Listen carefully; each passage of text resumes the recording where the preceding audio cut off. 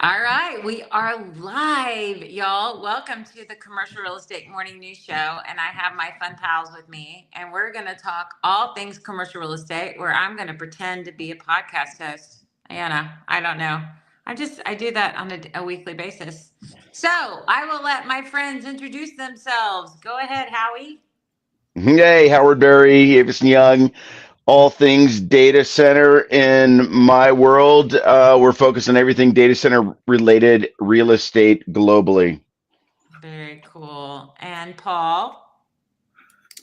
Hi, I'm Paul Sheedy, founder of Unified, all things occupancy and related to that.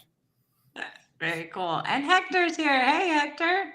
Hey everybody, I'm Hector Colonis, and I'm thinking we're all saying all things. So I'm all things co-working, especially digging into kind of flex, residential flex, commercial flex, all the ways that people are bringing multi-tenancy offices into every other type of commercial real estate. Very cool. All right. What does everybody's coffee cup say? Mine says, "Every day I'm sparkling." Isn't that great? I think my kid got me this. It's just pure vodka as usual.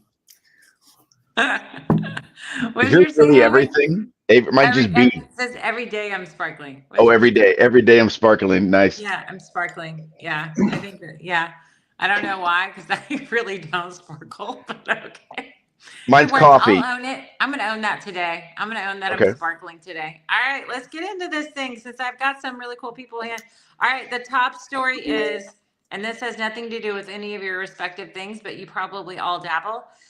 So the Bitcoin investors are hoping that they're trying to use commercial real estate to cash out, and they're hoping Trump can help them. Is everybody understanding what apparently Yes. the SEC chair quit, and he's like, well, Trump's going to bring in somebody new and all these other great things. So what do we think this is going to do in the world if the U.S. investors can cash out their Bitcoin and buy commercial real estate? They're all going to buy data centers, right, Howie?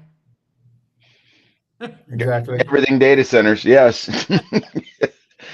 Well, and I'll add before you. Paul's got this, but it's interesting because the Bitcoin miners who were looking at transitioning their land into data centers have disappeared all of a sudden, and Bitcoin has become popular again. So, from my world, I'm seeing the perspective of maybe they're changing their tune. Instead of saying that we don't want to mine coin anymore, to we want to mine coin and maybe stay in that business because now it's valuable.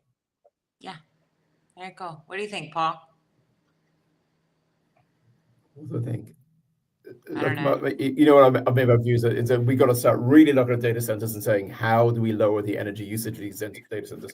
It's a worrying trend. I mean, yeah, look, I agree. Bitcoin's gone through the roof. Elon, the only good thing about Trump winning, the only thing that sort of keeps any of us outside of America feeling any sort of tension that we're all going to die any moment now, is that he has Elon Musk there beside him holding his hand. So I think Elon is really, I just hope those two egos can carry on living in the same room together for a while longer, because I think he's the only person going to manage Trump to start looking at sustainability, because obviously he's going to carry on wanting to push ahead with Tesla and all the rest.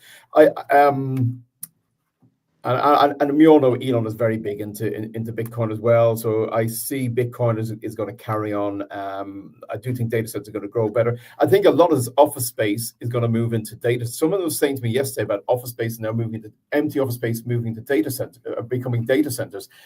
Is that realistic, Howie? Is that a possibility that empty offices can become data centers? It's a great question, Paul. We think about it. We talk about it all the time. Turning, an older office building. We're trying to figure out what do you do with office because nobody wants to go to the office. We're all working from home.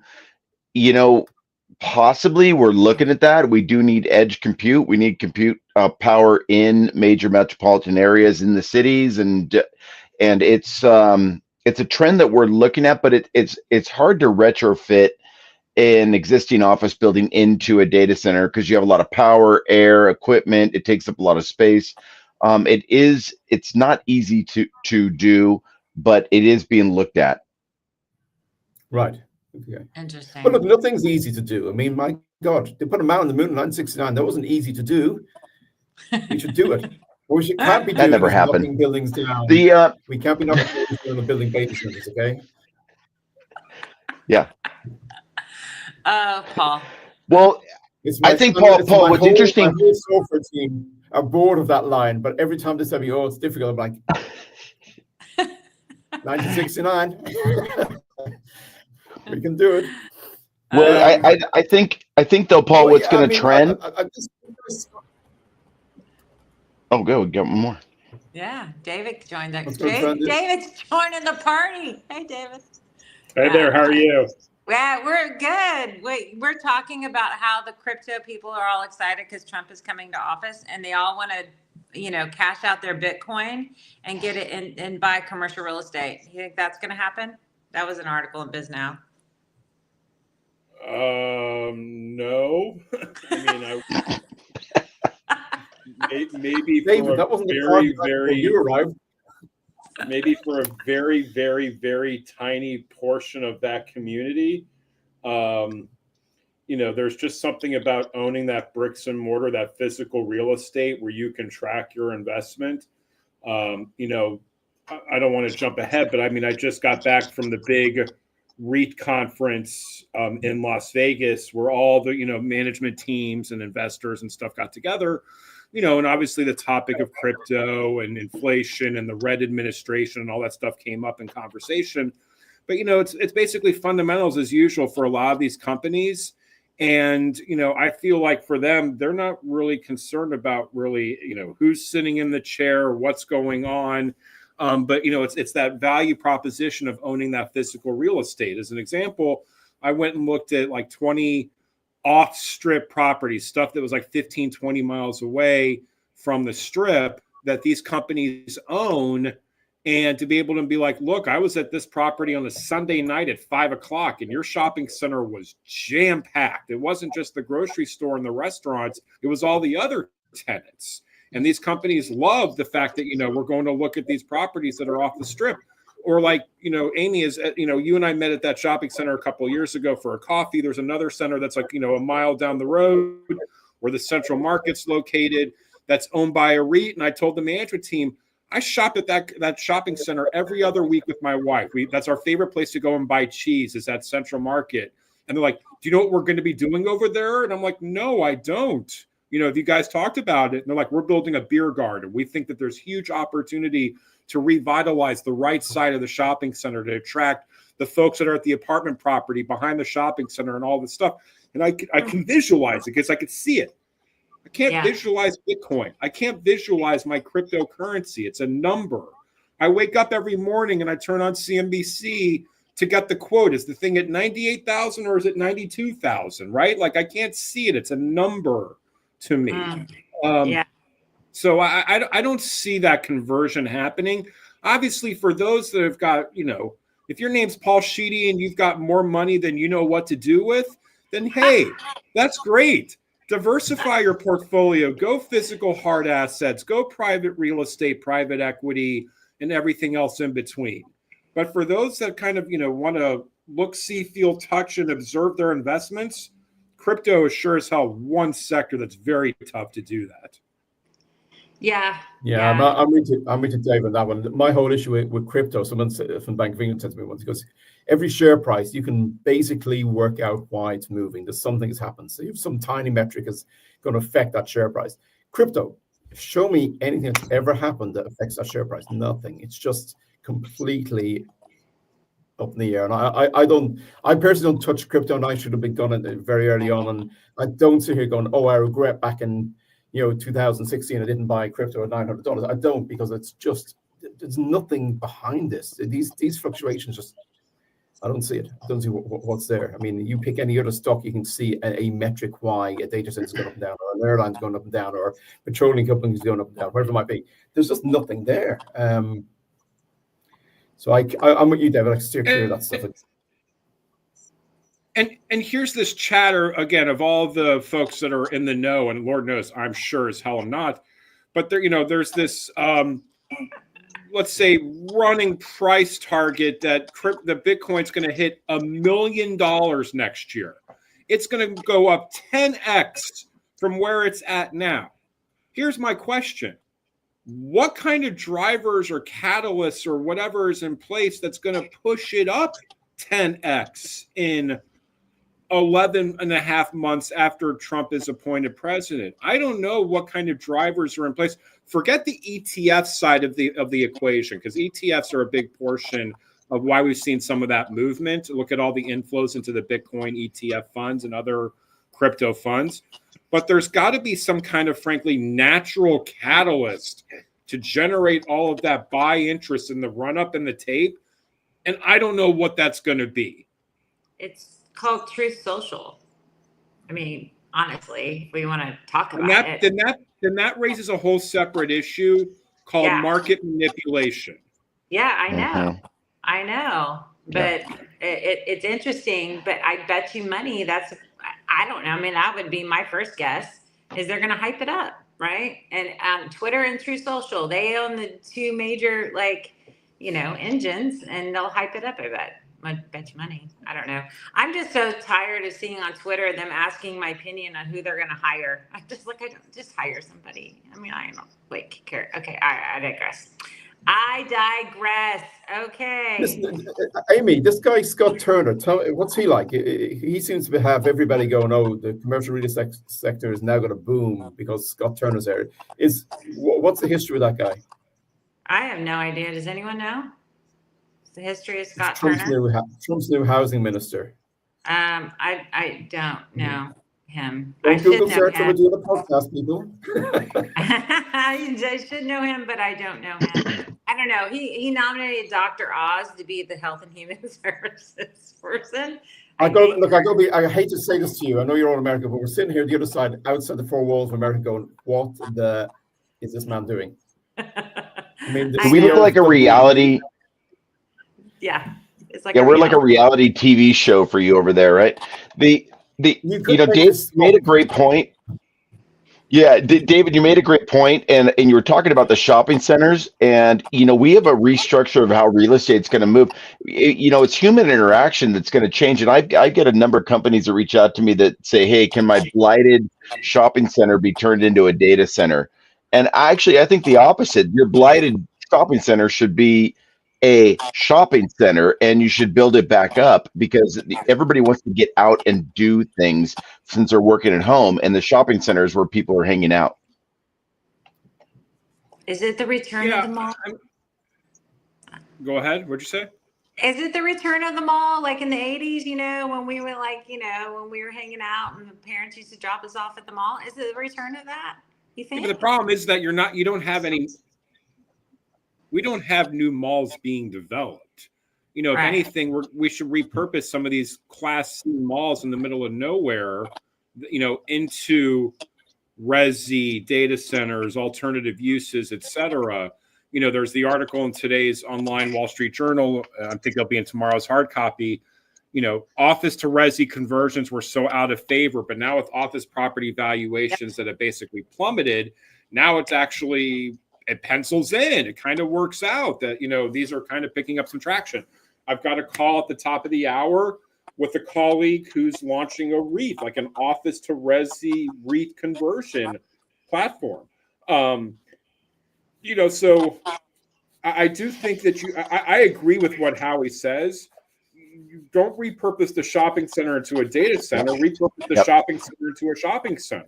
Yep. Repurpose the parking lot that's not being used and put residential component there, and make that shopping center now a mixed use type of property. Right. There's a lot of ways that we could take this. And by the way, Amy, from where you and I sit, it works better to have that conversation in Austin, Dallas, Houston than maybe it does, let's say, in Milwaukee or Fargo, North Dakota, right? So, location is what it's all about. Exactly. That's the reason why they have the skywalks in downtown Minneapolis, right? So you don't have to get out in the weather, because it's horrible. No, I'm with you. David, I've got a question for you, David. Through the conversations I've been having over the last couple of months now, we're seeing the shift towards REITs being formed around flexible office. Are you seeing any movement around that at all from what you're seeing? I haven't heard any chatter about it, especially from the office landlords themselves. it wouldn't shock me if it does happen, let's say within the next year or two as office uses and needs kind of repurpose. But remember, for a lot of these landlords, these guys own millions of square feet of space. And I don't know if there's enough flex office that millions of square feet of space in a REIT wrapper at this point. I don't see suddenly pivoting and going into flex office. I don't see SL Green, launching SL Green 2.0 and going into this. I think a lot of these guys are kind of using the playbook of this is what's worked for the past 30, 40 years. Why should we break out of it now? Interesting. That is interesting. Yeah, so the pushback I'm seeing from that is the fact that there are more and more developers who are buying buildings to do flex, like basically anchoring all their new properties with flex. And so we're seeing this valuation. The banks come back and be like, hey, this isn't a zero rated floor anymore. This goes back to the conversation I had with Amy a couple of months ago. That shift is starting to happen. And we are hearing this buzz, especially from owners who now own their own flex brands and are wanting to acquire more buildings. So yeah, if you're not hearing about it, I just want to kind of just ping that off you since we have you in the room. Just to I think the office guys, I don't want to say, I'll just say I think the office guys kind of learned after what happened with WeWork and Common Desk and all of these, co-working ventures that were out there. And frankly, some of the exposure that some of these guys had to these tenants, especially when they were going under or modifying their leases, that I think a lot, again, the publicly traded guys were kind of like, yeah, we're not going to back the Brinks truck up and have this guy as our lead tenant. So it would be, but they would lease to. So like, there's a news article that came out talking about how Allstate has reduced its office footprint from 12 million square feet to 4 million square feet, and they're using like liquid space and other people to solve that need. I would venture to guess Allstate's not the only one, right, Hector? Are there other people doing absolutely. this kind of hybrid model? Yeah, they were the biggest news last week, but it is one of the many corporate accounts that we've seen. I mean, they halved their annual real estate spend, including still placing all of those people in a desk of some sort. So yeah, at that cost saving, we are seeing that. But on the flip side, to go back to what David was saying, what we're seeing is not bringing in anchor tenants as flex. The landlord themselves are building the flex offering into their building and kind of creating that propco-opco model. They own the building, but their own company manages the flex and uses it as an amenity. So let's say, going back to what Amy was saying, you want Allstate as a tenant, you want to sell them a big office, but you want to also sell them overflow space. Doing that tenancy, let's say WeWork, whatever, is a bit more difficult to negotiate. But if you own the flex product, you can spill over all your tenants into that, and then you can amenitize the rest of the building. So this is like just selfishly drop. I've had like 4 podcast episodes in a row with folks who are doing this in Australia. They're doing it here in the US and in the UK. And this is a pretty big trend where the landlords are actually the co-working space, not an external provider. They're using a service provider to manage it and maintain it and implement it. But this is a big shift that we're seeing into 2025. Interesting. Landlords running their own flex and using it to amenitize their entire building. I mean, I think that's really cool, Hector. I think that'd be cool if Empire State, offered that, and I could say that I work at the Empire State Building, and they're my quote-unquote landlord without me having to sign a lease as a tenant to take down 10,000 square feet, and all I'm getting is a little workspace. Or to say I work at SL Green's One Vanderbilt or whatever. Like, there's definitely some cachet that comes with that. So I kind of like where that idea. But I can tell you that the REITs themselves have not really spent any time that I'm aware of talking about that being a mission for them. Got it. Appreciate that. And yeah, there's great examples in New York, Tishman Speyer and Hines, both doing that within their buildings. If you go to Rockefeller Center, they have a co-working space in Rockefeller studio. Their events. My sound is really terrible. Is that just me? Yeah. Yeah. I'm going to Thanks, stop talking and let you guys carry on.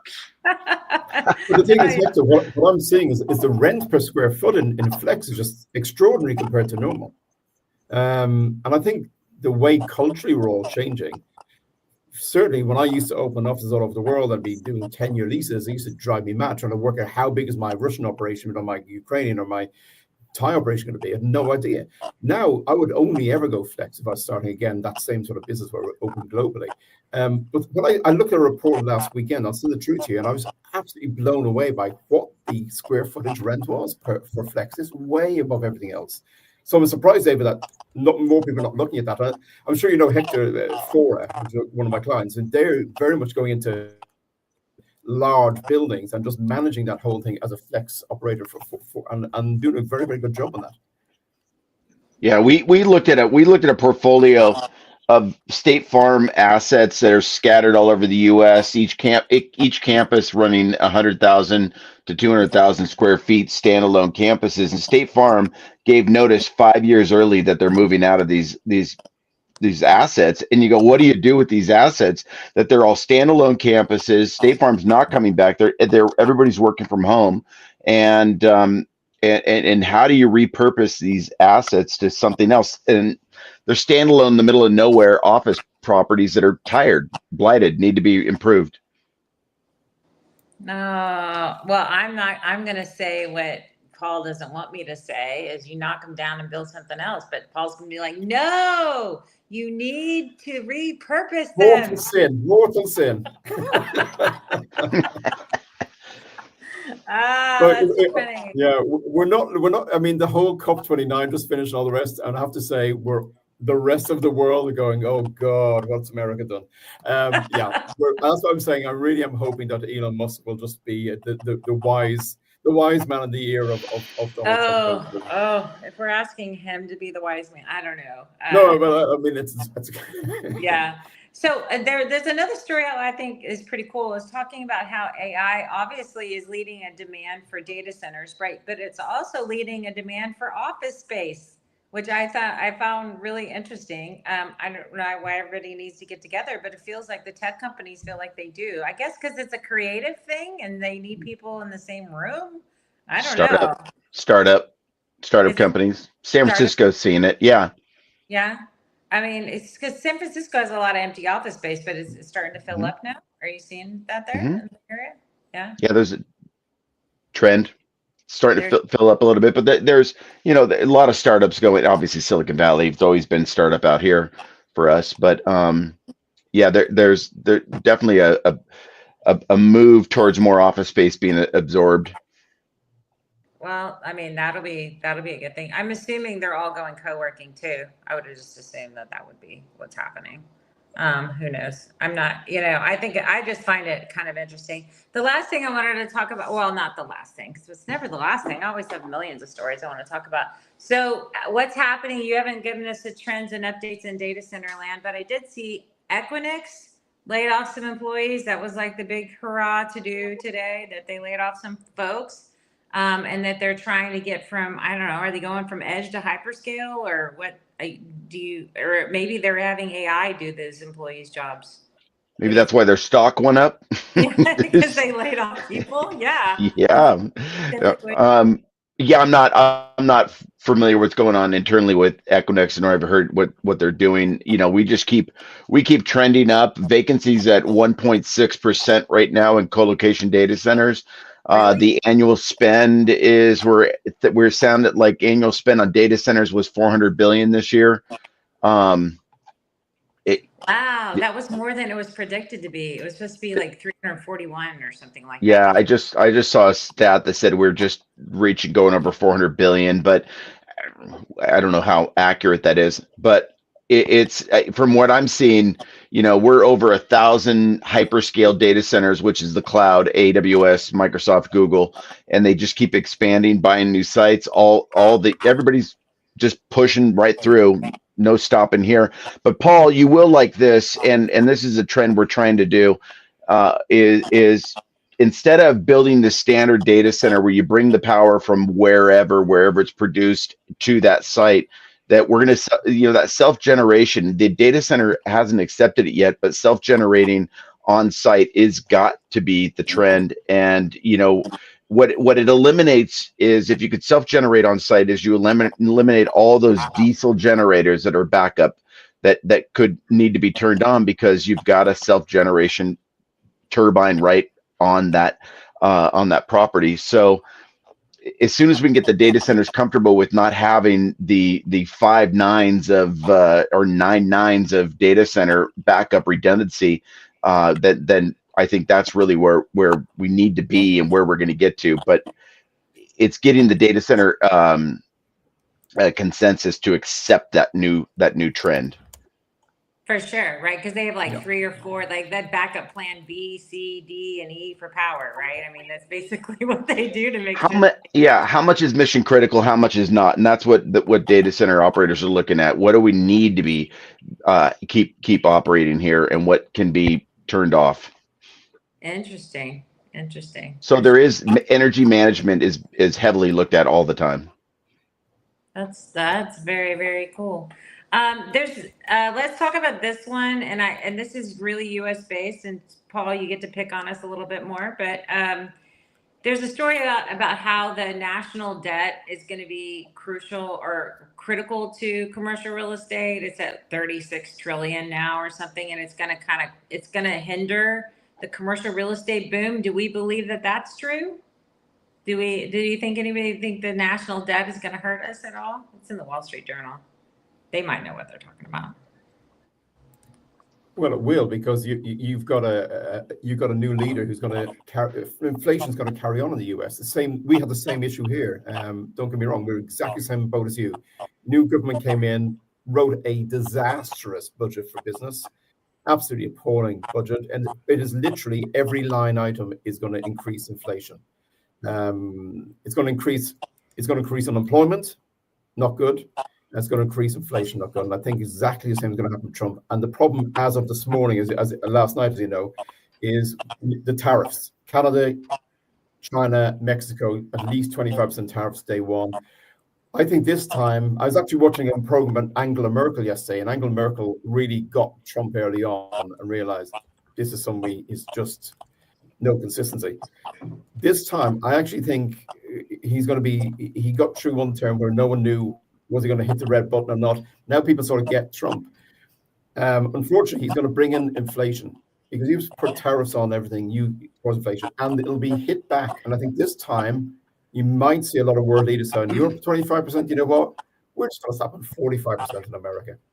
So I think going against the consensus of we just all the worldwide got out of a recession, this game is not good. I mean, it's good short term. As this is the last time, it's good for America short term. I think by the time this 4-year period's over, you'll be okay. But I think fundamentally, your 36 trillion amount of debt has to get repaid, and it's got interest bearing, and that is something you got to get under control. Yeah, I mean, that's my biggest thing. I think the biggest country we owe in the U.S. is China, and he wants to put tariffs on Chinese goods. And so I'm glad that, China is the old wise man in the room. Like I always describe the world as like it's a bit of a disco going on, right? And America's we're the most vibrant. We're given all the moves, and then you have China, the old wise man in the room, who just laughs and goes, "I've been there before. I know how this game plays out." They play a long game, and they play a wise game, and they don't go and immediately jump back on and say, "We're going to do this." I think you're going to see. This is where Elon Musk is important. I think Elon is already talking to the likes of Xi and the rest, President Xi, and I think you got to remember, Elon Musk, Tesla is an enormous brand in China. He can't have that brand down in China because Tesla's huge there, as is Apple, which is dropping off a cliff in China. So, between Tim Cook and Elon Musk, they're going to have to try and get Trump to realize we got to play a slightly different game in a different way. So I think those young guys are the wise men in the background. Interesting. Do you think Elon should have been president? He can't be. He's not American. No. I don't. No. I think Elon should carry on with his incredible brain. He's got a phenomenal brain. I mean, seeing those rockets get caught by a chopstick, seriously, it was just mind blowing for me. Who does that? I felt, oh, Yeah. Incredible. Yeah, who does But look, that? I Who think can catch rockets? Yeah. it's just unbelievable.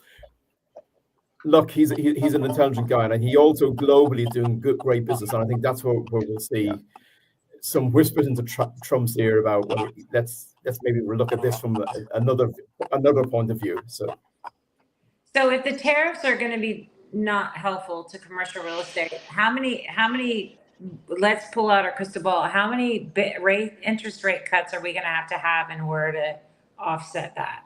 Right? Are we going to have to get, I don't, does it? Or we cannot save that? What do y'all think? I said this to you maybe, I don't know how many months ago. We're not going to see a drop of interest rates anytime fast. You might as well buckle up and assume it's going to be the slowest slope downwards you've ever seen. Yeah, I think the same. What about you, Howie? Pull out your crystal ball. What do you think? Yeah, I'm with Paul. Steady she goes. Yeah, I mean, so for the people for real estate asset classes like yours, y'all are flush with cash, so it doesn't. I mean, it makes sense. It pencils, right? So it doesn't really matter. Maybe there's a repurposing. Obviously, the office is now at a price point that can cut resi, but so people are just going to adjust to the new normal and figure it out like we always do. I'm assuming. I mean, I don't know. Yeah. Yeah, I think so. Yeah. Yeah, I'm with you there. All right, David, any news that you have that you've recently, because you post every day? What you got at the daily? I am taking a step back on posting over the next couple of weeks. I'm dealing with a little social media hack issue, and so I'm trying to kind of go away a little bit. SL Green has been in the news a lot the past couple of weeks. I mentioned them briefly. They sold an 11% stake last week in One Vanderbilt to a Japanese investor that basically values the property at, let's say, multiple billions of dollars. And then yesterday acquired 500 Park Avenue from Morgan Stanley. You know, for a lot of these guys, it's business as usual. As I mentioned, you know, there really is no inflation concerns, maybe on the wage side of things. Tariffs really don't impact the REITs themselves, you know. And I asked some of the companies, you know, especially the shopping center guys or the net lease guys, you know, hypothetically, you have a Chinese restaurant that brings products in overseas, you know, for a certain dish or something. That price is going to go up of that cost of the dish, and it's kind of forcing these some of these tenants to go more local. You know, instead of bringing it in from overseas, go to the Chinese grocery store and get an alternative. But you know, for a lot of these players right now, it's just focusing on really now it's looking at the debt stack of 25. Where do interest rates go? Kashkari, I think, came out yesterday and said that he does think another rate cut's on the table in December. Wow. You know, with the 10-year Treasury finally coming back down to 4.25-ish levels, you know, it's nice to see that sentiment improving. But you know, as I keep saying, you've heard me say it a billion times, ignore the day-to-day fluctuations when it comes to real estate. Look at the long-term leases that are in place with a lot of these tenants and invest as you're a long-term tenant. You know, look at REITs with a 25 to 50-year type of lens and think of the income stream that's potentially possible to earn over the course of that time. Look, we have no control over stock prices. I can't control my ETF stock price. I can't make my prices go up or down. But I can focus on the fundamentals and I can focus on the messaging. And I think that's one other important key takeaway here. Pick your favorite Wall Street stock. I think a lot of these management companies are going to be working on the messaging in 25. That was a common theme we heard at the conference. One of the companies fired their CEO a week before the conference, and they got peppered, obviously, by a lot of analysts asking, what was the catalyst? What was the specific moment that the board said we have to make a change? Why are we making this change? And every single company has said the more complicated the message, the harder it is to win over investors. The simpler the message, the simpler, you know, we are able to explain what it is we do, the easier job we have to get in front of advisors and investors and our end clients. And so I think the key for a lot of these companies, whether it's Apple, Tesla, Nvidia, or one of our REITs, is figuring out who is your customer and what is relevant to them, and bring the message back to that investor. Why do you do what you do, and why does it matter to me? That seems to be a common theme that we're hearing from a lot of these companies, especially if M&A is going to become more in favor in 25 with new laws. It's going to, again, add that extra layer of, this is why we're merging with this company, because together we do this better than anybody else does, and here's why.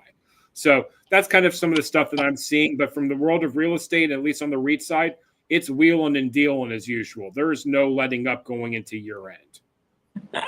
That's awesome. It's good that the transaction activities pick back up. That's really, really cool. It's always good. I mean, you had a REIT that did like a $400 million equity raise last night. Macerich, they own shopping centers across the country. They're kind of going through a little bit of a transformation with new management, new focus. And I'm sitting here thinking, who the hell floats a secondary on the week of Thanksgiving? Like, I can't believe that they got, a 20 million share upsized deal done during the week of Thanksgiving. So, the conference calendar is just screwy the way that they do things.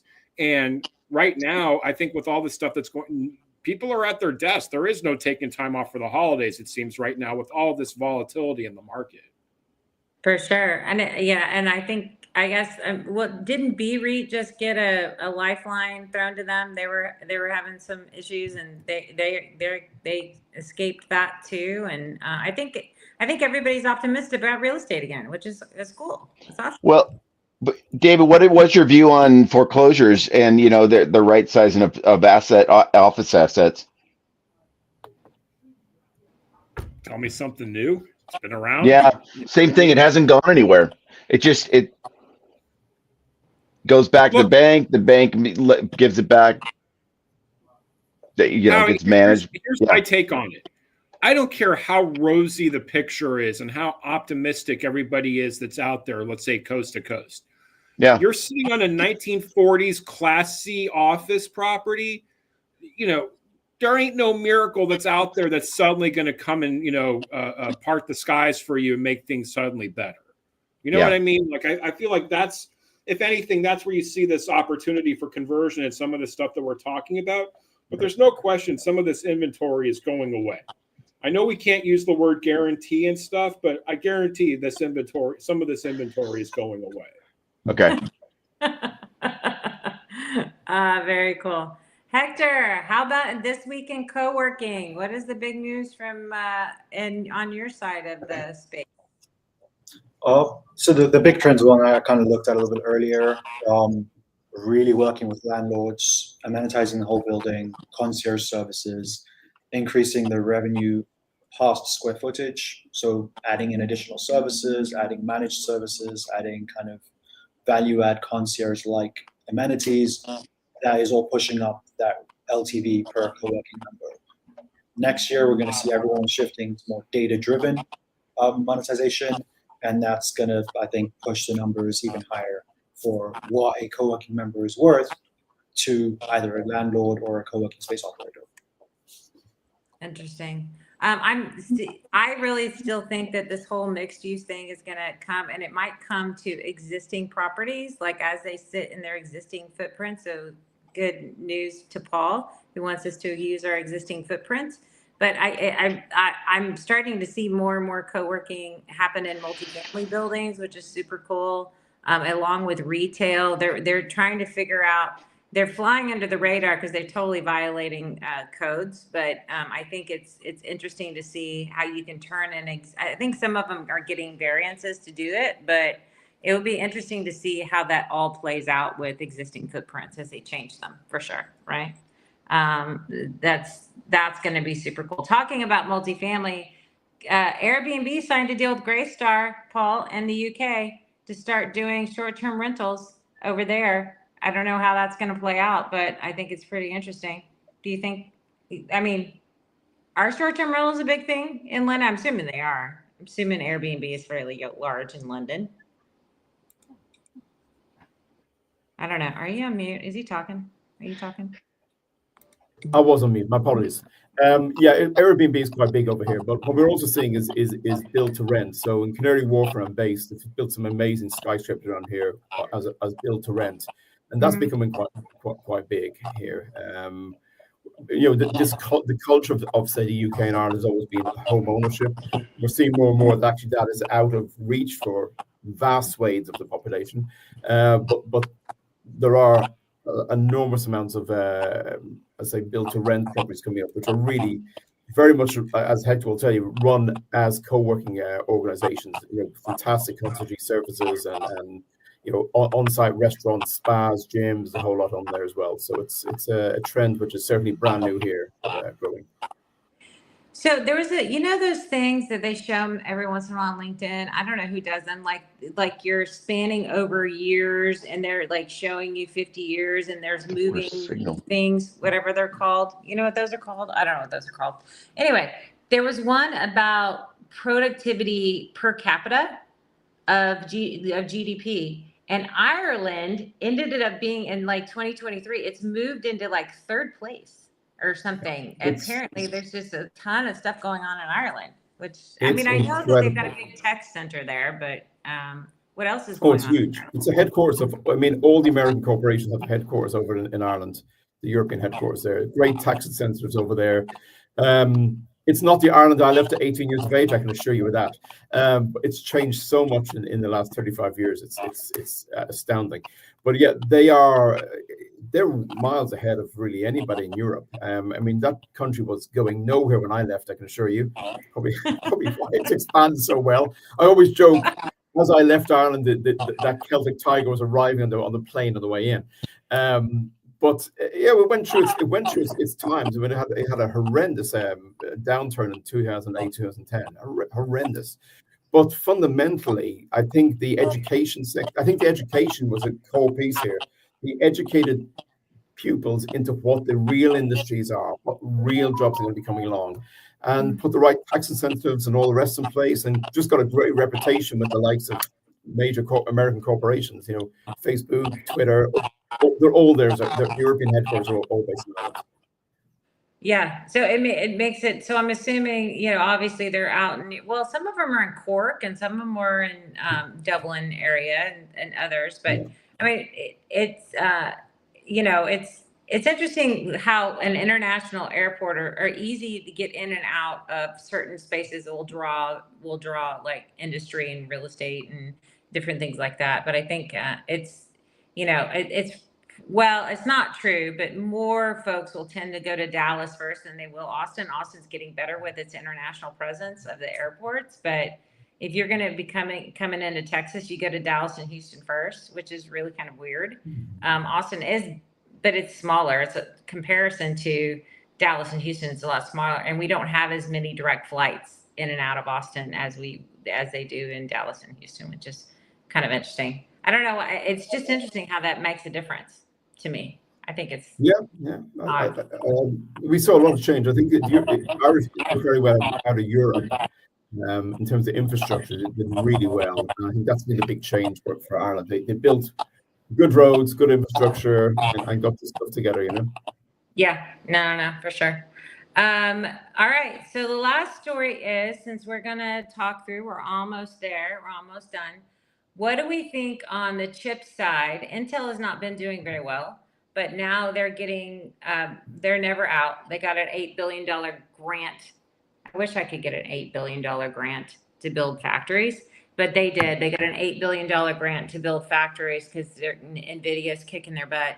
So as we get into the newer generations of chips, and we get into obviously more AI computing and more, if we ever get to quantum computing, I think we will. Where do we see, the industry going? This is, we're getting close to the end. It's December. It's crystal ball time. What do we think as we get there? What do y'all think happens? I just want to go to a building and just not have to ever use keys, and it uses my face and knows where I'm going and knows what my sensor is, my temperature is before I get there, and it has my coffee ready, and I have a robot assistant. That's what I want. How quickly can I have that? That's what I've done for you, Amy. Just ask, and you shall receive. You're gonna give me a robot assistant too? That's so awesome. I can't wait. Yeah, no, for sure. I Right. think That's what's all going to happen, happening I think now, we're going right? to see. My good feeling is we're going to see South Korea and China now deciding, instead of just buying from Intel and Nvidia, we're going to start doing our own stuff. So I think that's a trend I see happening, because China has been particularly good at building their own chips. So I think that's going to happen because of the threat of Trump, which will be. My good feeling is, okay, my total good feeling is we're not going to see a trade war like he's hyping it up. Okay, so who knows? Where I'm going with chips is the very opposite of everybody else. I'm actually trying to build non-power chips. That's Right. what my big focus is over the next 2 or 3 years. And I think I've got around me, not my brains, obviously, they don't exist. I've got around me some really good brains who I think we're very close to pulling this off and actually having microchips that don't require any power at all to run. So I'm going sort of against the grain. Yeah. Static electricity? I'm not going to say an awful lot on this one, but yeah, I've got my page in place. But let's just say I've got some amazing professors up in Manchester whose brains are just beautiful, right up there with Elon Musk. I come with ideas, they work out to make it happen. Yeah. What time does the spaceship pick us up? It's like, what the? Yeah. Come on. Yeah. I mean, my core technology is all about ultra high frequency RFID, and we're working in lots of other areas now. And I've worked in a way we can actually harness power that's around us all the time. But I got to use the minimum amount of power, the minimum amount you can possibly do. What I'm trying to dictate, what I'm trying to bring the conversation around to is that do we really need to be increasing capacity the whole time? What do we really need the data for? And do I need to have a temperature sensor that's giving me every second, or is every 5 minutes okay? So I'm taking a different path in this, okay? I'm trying to obsess about using no power. You I like it. Yeah, no, it's super cool. There's one of our board members, Christine McHugh, lives in New York City. She's lived in New York City for a long time. She's been a real estate developer for a long, long time. And she recently, and she's working on kind of a similar scenario, but using elevators to generate their own power. So they don't have to pull the elevator because it descends. You can just attach anything to that to create its own power for, the common areas, right? Because elevators are getting used all the time.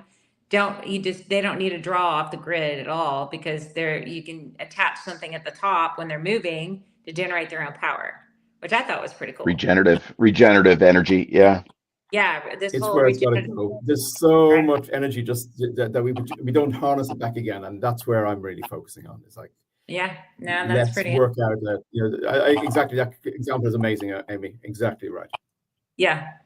And she's in New York City. There's lots of elevators, and they're always moving, which is always kind of interesting for me. All right. Well, this has been a fun show, y'all. We're at the end.